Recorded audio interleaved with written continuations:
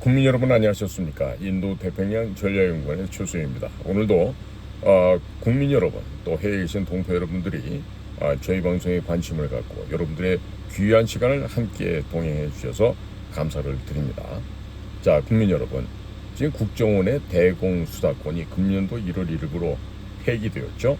말인즉슨 경찰한테 이관한다고 했지만 대공수사를 하지 못하게 손발을 다 묶어버리고 그것을 이관이 아니라 사실은 폐기를 했던 것입니다. 자, 그런데 이제 한 걸음 더 나가서 이 국정원의 대공조사권까지 폐지하려는 움직임이 지금 나타나고 있습니다. 당장 어떻게 됩니까? 멈춰야겠죠. 자, 오늘 그래서 국정원의 대공조사권을 폐지시키려는 자들과 또 이것이 왜 멈춰야 되는지에 대해서 말씀을 전해 올리고자 합니다. 국가정보원에서는요, 북한의 대남 공작기관인 문화교류부 연계 혐의를 잡고 한국대학생 진보연합 소속 인물들에 대해서 국정원법 4조에 따라 안보 침해 범죄 행위를 추적하여 왔습니다. 합법적인 직무 수행인 것이죠. 한국대학생 진보연합 대진연은 이적단체 한 청년 출신들이 조직을 이끌고 있고 백두칭송위원회 김정은 위인 환영단이라는 조직을 만드는 등 친북 행위와 함께 미 대사관 침입, 국회의원실 기습 점거, 용산 대통령실 무단 침입 시도 등의 전력을 가지고 있는 단체인 것입니다. 이러한 단체와 인물에 대해 국정원이 국가안보 범죄 혐의와 관련 동향을 수집하는 것은 당연한 직무라 하겠습니다. 그 과정에서 지난 3월 22일 조사관 1명이 불법 감금을 당하고 휴대폰을 탈취당하는 등 정당한 공권력 행사를 침해받은 일이 발생하였습니다. 이튿날 총선이 불과 20여일 앞둔 시점에 대진연은 촛불 행동 등 좌파 단체들과 함께 국정원 요원이 민간인 사찰을 했다고 이슈화함으로써 선거에 영향을 미치려 하였던 것으로 보여졌습니다. 게다가 공무 수행 중인 국가 핵심 기관 요원의 신체에 폭력을 행사하고 휴대폰을 탈취하여 내용을 검사하는 등 범법 행위까지 서슴지 않는 지경에 이르렀습니다. 국가 공권력과 법 집행 기능에 정면으로 도전한 것으로밖에 볼 수 없습니다. 당시 대진연은 국정원의 대공수사권이 폐지되었다면서 수사권도 없는 국정원에서 민간인 사찰을 했다고 주장하였으나 개정된 국정원법 제4조에 의하면 국정원 직무에는 형법, 군형법, 군사기밀보호법, 국가보안법에 규정된 범죄, 반국가단체와 연계되거나 이때 정이라는 것은 사정 또는 정황을 의하합니다. 그 정이 의심되는 안보 침해 행위 등에 관한 정보 수집, 작성, 배포 권한이 포함되어 있습니다. 법조계와 언론에서도 국정원이 수사 절차에 관여하지는 못하지만 관련 정보 활동을 수행할 권한은 살아있고 국가정보기관의 기본 임무로서 그 직권이 보장되어야 한다며 대진연을 비판하는 입장을 보여왔습니다. 그로부터 3개월이 정도 지난 7월 5일 이기헌 등 대부분 전대협 한청년 출신 경력을 가진 17명의 더불어민주당 의원들이 국정원의 행정조사권인 대공조사권을 박탈하는 법안을 발의하였습니다. 비록 젊은 시절에 법원에서 이적단체로 판결한 전대협 한청년 활동을 하였다고 하지만 이제는 엄연히 대한민국의 책임 있는 국회의원입니다. 국가안보 중추기관의 핵심적인 기능을 완전히 박탈하려는 입법을 기도해서야 이게 말이 되겠습니까? 행정조사란 행정기관이 정책을 결정하거나 직무를 수행하는 데 필요한 정보나 자료를 수집하기 위하여 현장 조사, 문서 열람, 시료 채취 등을 하거나 조사 대상자에게 보고 요구, 자료 제출 요구 및 출석, 진술 요구를 행하는 활동입니다. 즉 국가 업무를 집행하기 위해 모든 국가기관이 반드시 해야 하는 필수 불가결한 기능이라고 볼 수 있겠습니다. 현대 행정이 먼저 발달한 미국에서는 행정조사와 관련된 판례가 축적되어 있는데 그 흐름은 개인의 프라이버시권 보호와 공익 보호 사이에서 어느 편에 더 중점을 둘 것인가 라고 하는 이익 형량, 법이 보호하고자 하는 이익을 저울질하는 일 과정이라고 할 수 있겠습니다. 19세기와 20세기 초반에는 야경국가 차원의 시각에서 국가는 수정헌법 제4조 비합리적인 수사와 압수 금지, 그리고 5조 자기부죄, 즉 거부 특권에 부합하도록 행정조사를 소극적으로 운영하였고, 그 후 행정국가, 복지국가 차원의 적극 행정이 필요한 1940년대 이후에는 행정조사에 대한 헌법의 방어가 서서히 약해지고 행정기관이 자료와 정보를 얻는 권한은 증대해 왔습니다. 우리나라는 미국과 같이 행정조사가 국민의 기본권의 침입적 행위가 되는 경우 법률의 근거를 요한다는 점에서 미국과 우리나라는 공통점을 갖고 있습니다. 이른바 법률 유보 조항입니다.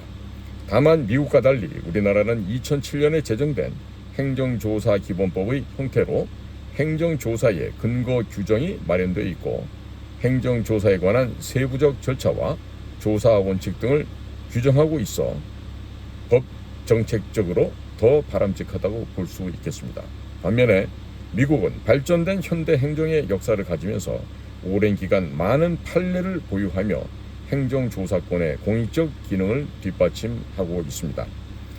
북의 대남공작과 우리나라의 종북 세력들이 준동하고 있는 시점에 문재인 정부에서 국정원의 대공수사권을 폐지하였습니다. 그리고 남은 것이 국정원법 제4조 직무 1항에 있는 국정원의 핵심 업무로서 국가 안보 침해 범죄 정보에 대한 수집, 작성, 배포 권한인 것입니다. 동조항 1항 1호 업무가 국외 및 북한에 관한 정보, 방첩, 대테러, 국제범죄 조직에 관한 정보, 내란죄, 외환의 죄, 군형법 중 반란의 죄, 암호부정 사용죄, 군사기밀보호법 위반죄, 국가보안법 위반죄 등에 대한 정보의 수집, 작성, 배포인 것입니다.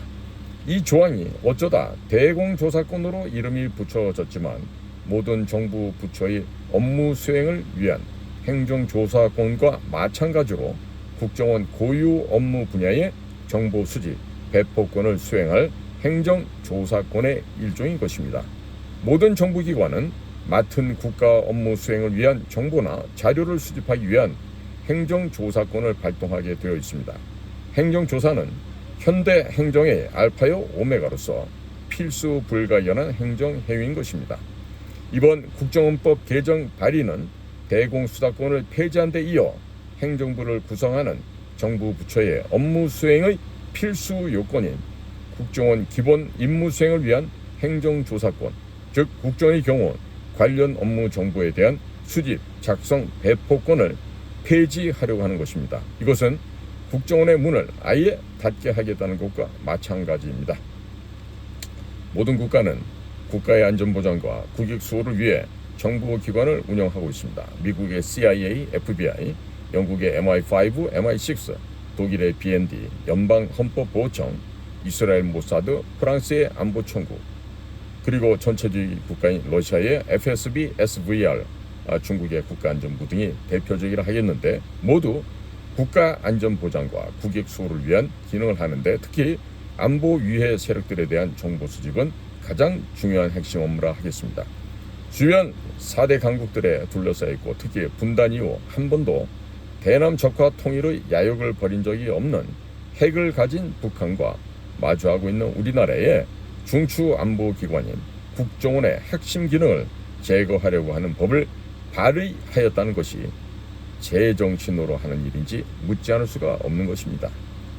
북한은 국가보안법 철폐, 미군 철수, 남한 공안기관 무력화를 분단 이후 대남 전략의 핵심으로 삼아왔고 끊임없이 도발해왔습니다. 최근에 이렇게 국정원을 무력화시키고 검찰청을 없애고 감사원의 기능을 축소하려 한다고 하니 이게 북한의 대남 전략 목표를 자진하여 이루어주려고 하는 행동이 아니고 무엇이란 말이겠습니까? 이처럼 해괴한 법안을 발의한 국회의원 17명이 대부분 전대협 한 청년 경력을 가진 학생운동권 출신입니다. 문재인 정부 때 청와대 비서진 역시 그러하였습니다. 당시 그들이 행한 정책들이 결국 어떠한 결과를 가져왔습니까? 한미, 한일, 남북관계 모두를 파탄내었고 국민들에게 외면당하였으며 결국은 정권을 내놓고 말았던 것 아니겠습니까? 정권은 유한하지만 국가는 영원합니다. 어설픈 이념으로 국가 중추기관의 핵심 기능을 농단하는 것은 너무도 위험하고 국민에 대한 도리가 아님을 자각해야 하겠습니다. 이것은 정치 논리 문제가 아니고 국가 존립의 문제인 것입니다.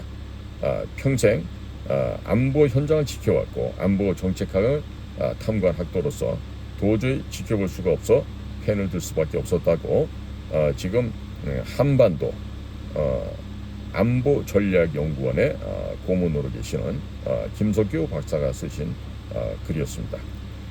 저는 그런데 여기서 지금 이런 그 대진년 학생들에게 무슨 뭐 잡혀서 전화기를 뺏기고 이렇게 했다는 이야기가 여기에서도 나오는데요. 과연 국민 여러분께 한번 여쭤볼까요? 자, 국가정보원의 비밀 요원이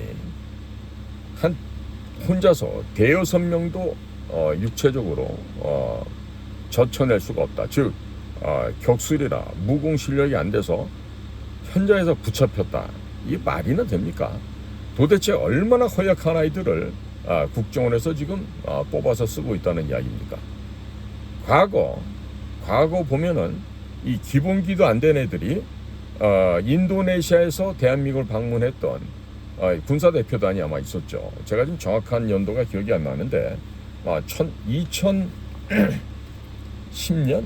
9년 아마 그 이명박 정부였던 때로 제가 기억을 하고 있습니다만은 자 호텔 종업원들의 옷을 바꿔 입고 뭐 일을 했다고 잘했다고 치더라도 그 인도네시아 대표단 그 방에 들어가서 그런 무슨 전자 장비를 이용해서 그들이 갖고 온 뭐 노트북을 해킹한다든지 이런 등등의 행위를 하는 것은 방첩 차원에서 필요하다고 저도 인정을 할 수 있어요. 그런데 문제는 뭐냐면 그들에게 들켰다는 거예요. 발각이 됐다는 거야. 그러면 차라리 안 하니만 못하지. 그럼 이번에 같은 경우도 그런 대진년 애들의 행동이 어떤 것이고 걔들이 뭘 하는지 정확하게 보고 싶고 확인하기 위해서 갔다라면은 들키지 않거나 만약에 들켰으면 그 정도의 애들은 제압을 해야죠. 잡혔어? 국정원 요원이? 저는 그런 애들은 그냥 거두절미하고 떨어내야 된다고 생각합니다. 자, 그런 현장 활동을 하면서 무슨 이스라엘의 모사드를 롤 모델을 삼습니까? 이스라엘의 모사드가 어디 가서 그 취재 조사하러 갔다가 적진에 들어가서 잡힙니까? 참 제가 국정원 출신이지만 이런 일이 있었다라면요 진짜 혀를 깨물고서라도 그 조직을 떠나야 돼요. 아니면 진짜 사시미 칼을 꺼내가지고 배를 그어버리고 자결을 하든가 자진을 하든가. 응? 아니 이만한 능력도 없는 애들이 어떻게 국정원 요원이 될 수 있습니까? 도대체 얼마나 허약하고 얼마나 볼품없길래 그런 애들한테 붙잡혀요. 이 쪽팔린 일이 아니에요. 뭐 준법, 뭐 반합법, 뭐 이런 저런 얘기를 떠나서 국정원 요원은 험지에 들어가서 활동을 하다가 발각이 되거나 그러면 그곳을 스스로 힘으로 헤쳐나와야죠. 그것도 못하는데 왜 그런 일을 합니까? 위에서 지시 내려서 합니까? 그러면 위에서 지시 내려도 워라벨 하면서 안 해야지. 그래야 지금의 국정원의 품위와 품격에 맞는 행위가 되겠지. 아니 어떻게 아무리 뭐 대공수사권이 뭐 폐지됐다 어쩌다 얘기를 하지만 국정원 직원이 가서 대진년 같은 그런 양아치 수준도 안 된 놈들한테 잡혔어? 핸드폰을 뺏겼어? 야 진짜 이런 그 참담한 일이 국가정보원에서 일어난다고 하니까 저는 제 눈과 귀를 의심할 수밖에 없습니다. 예? 그리고 국민 여러분, 지금 제가 국정원장이라면 이러저러한 곳에 호소하지 않겠습니다. 그냥 우리는 국민과 또 국민만을 바라보면서 오직 조국 대한민국과 국민을 위해서 일한다 그러면서 나아갈 방향대로 가면 돼요. 설령 대통령이 비겁하게 뒤로 물러선다 하더라도 국가정보원 조직은 앞으로 전진해야 됩니다. 안 그렇습니까? 그러니까 숨만 쉬고 눈알만 돌리고 대통령 심기가 어떤지 이것만 하고 있는데 무슨 일을 하겠어. 어쩌다 대통령 옆에 가서 비싼 고급 술을 카카 경화드립니다. 오늘 피로를 푸십시오. 이러는 애들은 좀 각하하고 뭐 이렇게 사담할 수 있게 있겠지만 그 자리에서 일하는 얘기 나오겠어요? 응? 술 먹고 기분 풀자고 하는 자리에서 업무 얘기를 하겠냐고. 못하겠지, 간신들인데. 자, 행정조사 당연히 해야 되겠죠. 그런데 이런 거를 해야 되기 때문에 뭐 여기저기에다가 외치는 것보다 그대로 무소처럼 황소처럼 밀고 나가는 거예요. 응? 호시 우보 혹은 우보 호시 이런 말 있죠. 호랑이의 눈빛과 황소의 걸음이라는 얘기입니다. 우직하게 황소처럼 밀고 나가고 상황에 따라서는 호랑이처럼 날카로운 눈과 함께 어떻게 해야지 우리가 적을 갖다가 뛰어넘어서 승리할 수 있는지 그걸 알아야죠. 맹수들 보세요. 표범이든 호랑이든 가장 취약한 급소를 물어서 숨통을 끊어버리지 않습니까? 그걸 못하면서 무슨 정보요원이 되고 공작요원이 될 수 있겠어요. 자, 그러니까 지금 우리나라가 지금 기본부터 지금 허물어져 내려가고 있어요. 망해가고 있어요. 자, 국민 여러분, 이럴 때일수록 국민 여러분들이 정신 차리셔야 됩니다. 국가의 지도자라고 하는 사람들, 행정부, 입법부, 사법부를 구성하고 있는 저 쓰레기만도 못한 양아치들이 무슨 꼴라빠지 무슨 고시 같은 거 붙었다고 저것들이 지금 국민을 군림하고 통치를 하고 국민들을 억압을 하고 있는데, 국민 여러분이 깨어나시면 이 억압과 더러운 착취와 약탈로부터 벗어날 수 있겠죠. 그러나 국민들께서 안 깨어나시면은 죽는 날까지 이렇게 노비 생활하다가 이렇게 살다가 가는 거예요. 개쓰레기만도 못한 생활하다가 가는 거예요. 불평불만 하겠죠. 자, 국정원 요원들 지금까지 퇴직한 사람이 저 하나밖에 없겠습니까? 국정원에서 퇴직한 국장들 숫자만 세도 얼마나 많겠습니까? 지부장까지 더하면 더 많겠죠. 그러나 어느 누가 나와서 얘기를 합니까? 연금에 손상이 갈까봐 누가 감히 나와서 진실을 얘기합니까? 아, 죄송합니다. 우리 송봉선 우리 이사장님 계셨는데 제가 우리 송봉선 선배님을 깜빡했네. 송봉선 선배님 죄송합니다. 자, 송봉선 회장 같은 사람이 10명만 있으면 아니야 5명만 있으면 국정원이 저런 꼬라지가 될까요? 우리 송 선배님은 양재 회장하면서 월급도 안 받아. 왜? 당연히 해야 될 일 하는데 무슨 돈을 받냐 이거지. 혹자들은 그래요. 뭐 그 양반 돈이 많아서. 돈은 가질수록 더 갖고 싶어 해요. 에? 부자가 99섬을 곳간에 세웠다가 100섬을 채우려고 하나라도 요구한다는 거 아닙니까? 99마리의 양을 가진 자가 한 마리를 쳐서 100마리를 만들려고 더 욕심을 낸다는 거 아니에요. 근데 우리 송봉선 선배님은 그런 거하고 거리가 먼 사람이죠. 그러니까 우리 송 선배 같은 분들이 안기부 출신들 중에 한 5명만 좀 더 나오면 안 될까 싶어요. 응? 현직 시절에 뭐 국장, 뭐 차장 이런 거 없어. 뭐 자식들이 뭐 어쨌다고 뭐 욕지거리 찔찔하고, 지보다 나이 많은 고참한테도 지가 먼저 진급했다고 말이야. 그렇게 건방 떨던 이런 양아치 새끼들은 지금도 국가에서 하는 일이 없어. 그저 연금이나 받아 처먹고 그저 숨만 이렇게 쉬고 있겠지. 예를 들면 이런 거야. 우리 공작관들이 한 번은 우리가 일식 제가 간 게 아니라 우리 동료가 갔어. 바깥에서 말이야, 아가야 뭐 부르더니 뭐 찌끼다시 좀 더 갖고 와라, 뭐 생선 구운 거 한 마리 더 갖고 와라, 뭐 이러면서 계속 그러더라는 거야.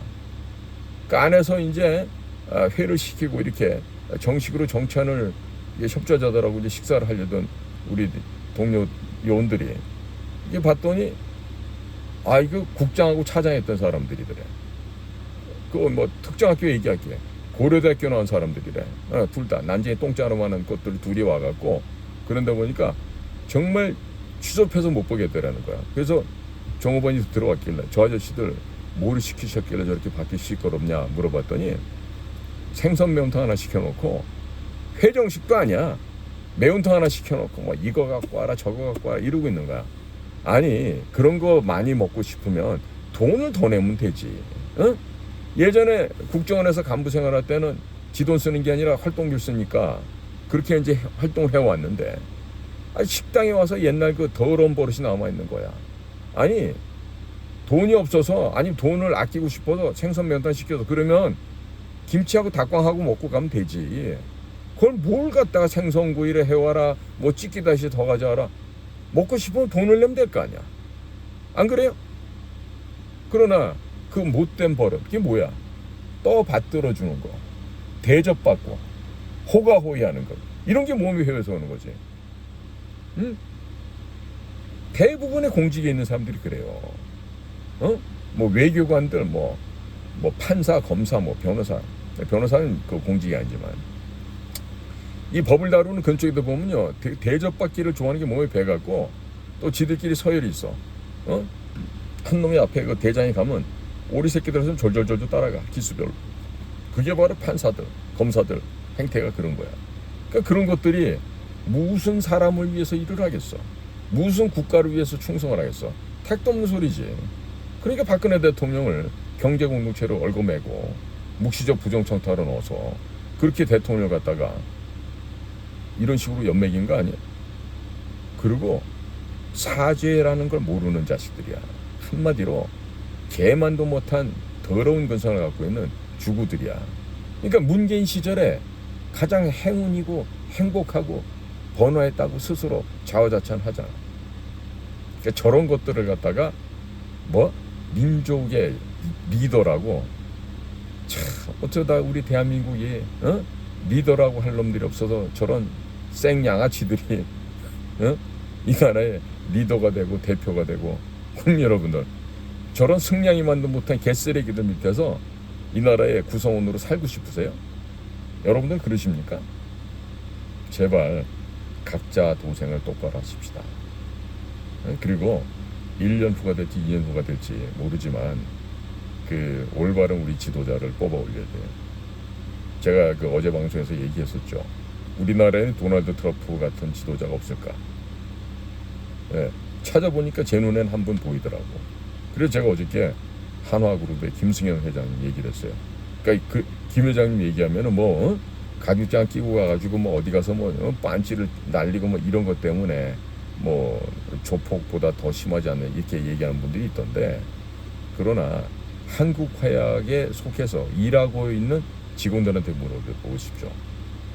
과거 삼성에 있다가 하나로 온 그런 경우 같은 경우는 정말로 그 연구 개발 자금 R&D가 뭐 이전에 삼성 시절보다 뭐 10배, 100배 늘었다는 이런 얘기도 하실 수도 있고요. 그 다음에 하나그룹에 일하시는 모든 직원들에게 한화 김승현 회장이 베푸는 그 따뜻함이라는 것은요 상상을 초월합니다.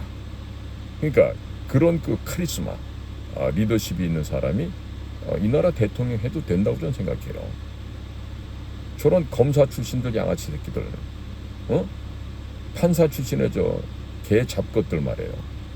저런 것들이 무슨 지식인이고 지도 계급이라고, 저런 것들이 뭐 입법부 사법부 장악해갖고 저러고 있는 행정부까지 저러고 있는데 무슨 발전이 있겠어요?